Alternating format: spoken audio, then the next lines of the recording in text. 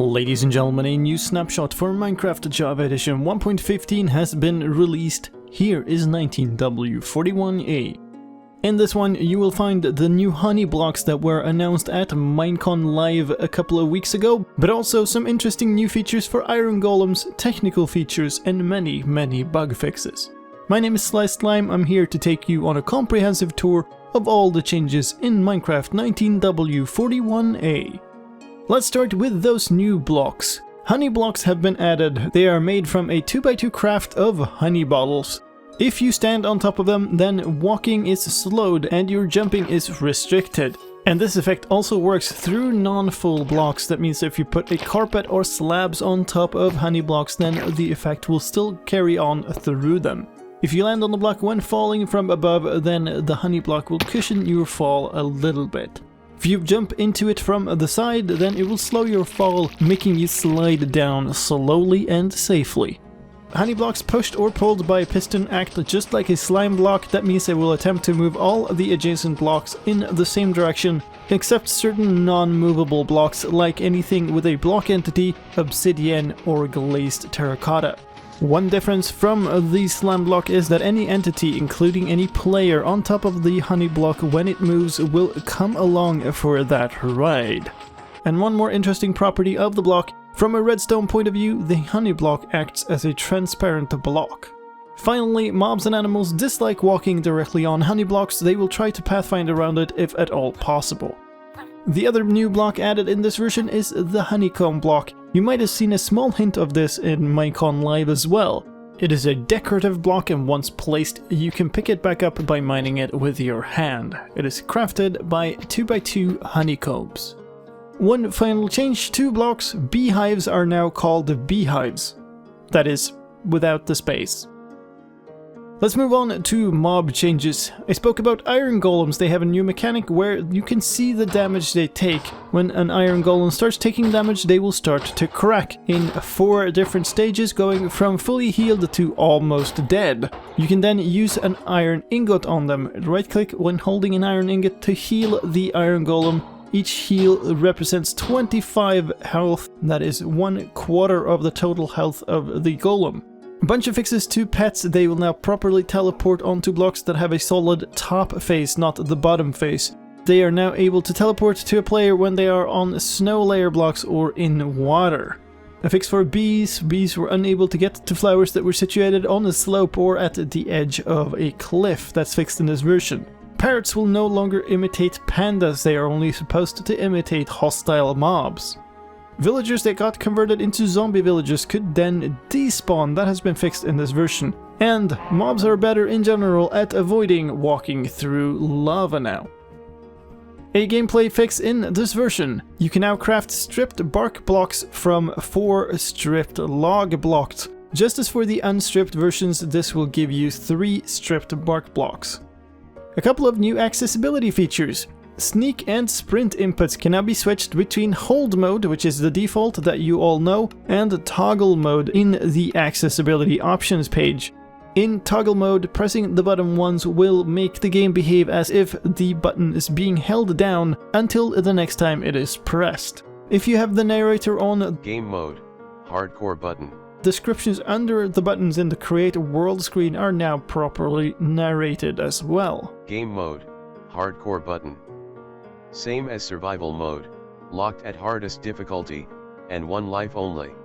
User interface changes. There is a new panorama backdrop for the main menu in this version for Minecraft 1.15, showing a scene from a plains biome with beehives in trees. If you entered the various sub-menus of the options screen and then used the escape button, that would take you directly all the way back out to the main menu or all the way back into the game. That has been fixed in this version, so escape now properly takes you back to the options menu. The saturation, instant health, and instant damage effects did not have an icon. It would show up improperly in the game. They now have icons.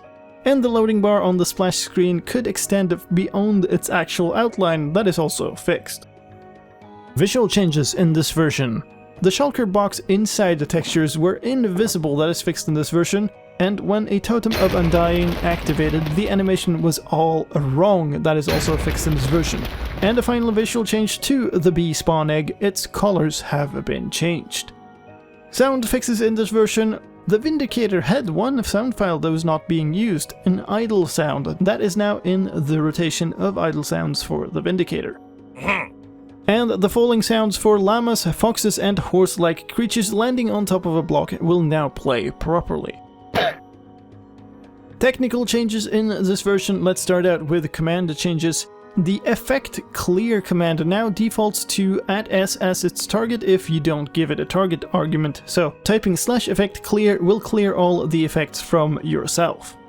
There's a new command, it is called spectate. It will make a player in spectator mode spectate an entity just like if you had clicked on that entity yourself. The syntax for this is spectate, then followed by the target and the player. Both of those are optional. If you don't specify a player, @s is used instead, and if you don't specify a target, it makes that player stop spectating, just as if you had stopped spectating that entity by yourself by hitting the sneak button. The command will fail if the player is not in spectator mode. The anchoring functionality of the execute command has been fixed to only apply once. This fixes a bug where the anchoring offset would take effect multiple times over, forcing you to previously work around this by doing anchored feet right after the first repositioning. Change to command blocks. If you had a command block that was an impulse or chain command block that was already powered or automatically activated and you changed it to be a repeating command block, then it didn't activate properly. It does in this version. There's new functionality for text components. There's a copy to clipboard action for click events inside of text components. That action causes a text to be copied to the player's clipboard if they click that text piece. Team prefixes and suffixes didn't show up for villagers without a custom name. That has been fixed in this version. And a rename has happened. B_hive has been renamed to beehive for blocks and items. Finally, for stability and performance, there was a bug causing serious lag and stuttering whenever you placed a torch in water. That has been fixed along with some other performance improvements, several different crash fixes and a fix for a memory leak. And those were all the changes for Minecraft 19w41a. Remember, this is a snapshot. If you upgrade to this version, you will not be able to downgrade your world again. So if you want to play this, do it on a test world or on a backup of your world. If you want to play it but you don't know how to, then click on the link on the video right now. It'll take you to a tutorial video about how to get and play the latest Minecraft snapshot. And with that said, that was all I had for you this time. I hope you found this update video useful, and if you did, please help me out in return, leave a like and share it with your friends. If you want to stay up to date with all the latest Minecraft news, then please subscribe to my channel where I do update videos for every new snapshot, pre-release or release of Minecraft. My name is slicedlime, thank you for watching, and I'll see you next time.